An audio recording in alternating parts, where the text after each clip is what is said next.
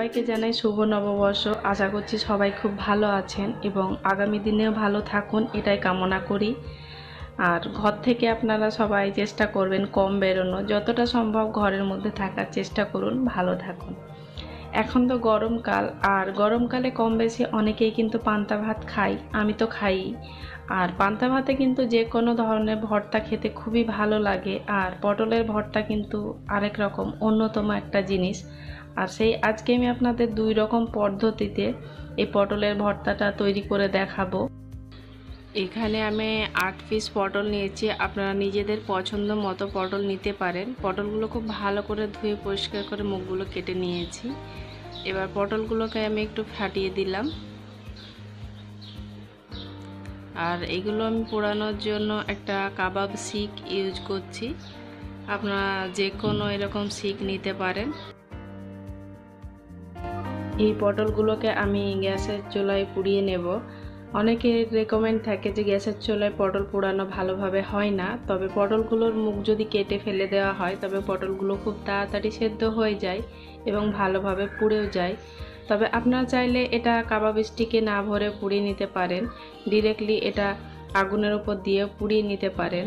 আমি ঠিক যেভাবে দেখাচ্ছি সেইভাবে পুড়িয়ে নিতে পারেন। আর যে দিকটা বেশি সবুজ হয়ে থাকবে একটু ঘুরিয়ে ঘুরিয়ে পুড়িয়ে নেবেন, খুব সাবধানে তবে পুড়িয়ে নেবেন, যাতে লক্ষ্য রাখবেন আপনার নিজের হাতটা না জ্বলে যায়।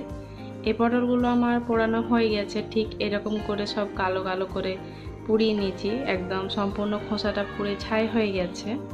এই পটলগুলোকে আমি ঠান্ডা করে নিয়েছি আর এই খোসাগুলোকে ছাড়িয়ে নিচ্ছি। ভালোভাবে যদি পটলটা পোড়ানো হয় তবে খোসাগুলো খুব ইজিলি ছেড়ে যাবে, কোনো রকম অসুবিধা হবে না।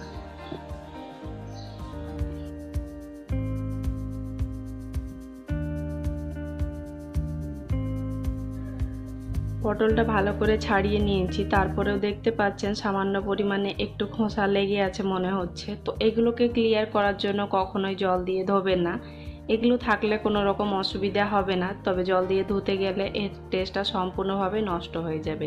আর এই পটলগুলো ভেঙে নেওয়ার জন্য কোনো রকম ব্লেন্ডার বা শিলপাটার প্রয়োজন পড়বে না যদি পটলটা ভালোভাবে পোড়ানো হয়, খুব ইজিলি হাতে এটা ম্যাশ করা যাচ্ছে। আর এখানে কিছু আমি পেঁয়াজ কুচি নিয়েছি আর একটা শুকনো লঙ্কা আমি গ্যাসের চুলাতে পুড়িয়ে নিয়েছি ডিরেক্টলি আগুনে।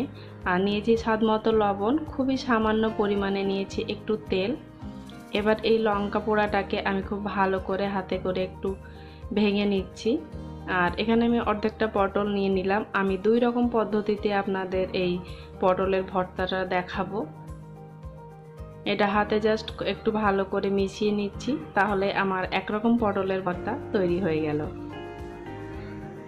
আর এক রকমভাবে আমি দেখাচ্ছি, কিছুটা আবারও পেঁয়াজ কুচি নিয়েছি, কিছুটা কাঁচা লঙ্কা কুচি, সামান্য পরিমাণে একটু লবণ এবং একটু তেল।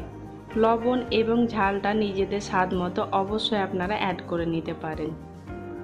আর চাইলে আপনারা এখানে আরও ধনেপাতা কুচিও ইউজ করতে পারেন। আদারওয়াইজ এখানে আপনারা একটু শুকনো খোলায় ভাজা জিরের গুঁড়ো ইউজ করতে পারেন, যেটা আপনাদের ভালো লাগবে। নিজেদের পছন্দ মতো আপনারা আরও কিছু অ্যাড করেও এটা তৈরি করে নিতে পারেন। এই দুই রকম পটলের ভর্তা আমার তৈরি হয়ে গেল। কেমন লাগলো এই পটলের ভর্তা জানাতে ভুলবেন না কিন্তু। সঙ্গে থাকুন আর দেখতে থাকুন টেস্টি বাংলা।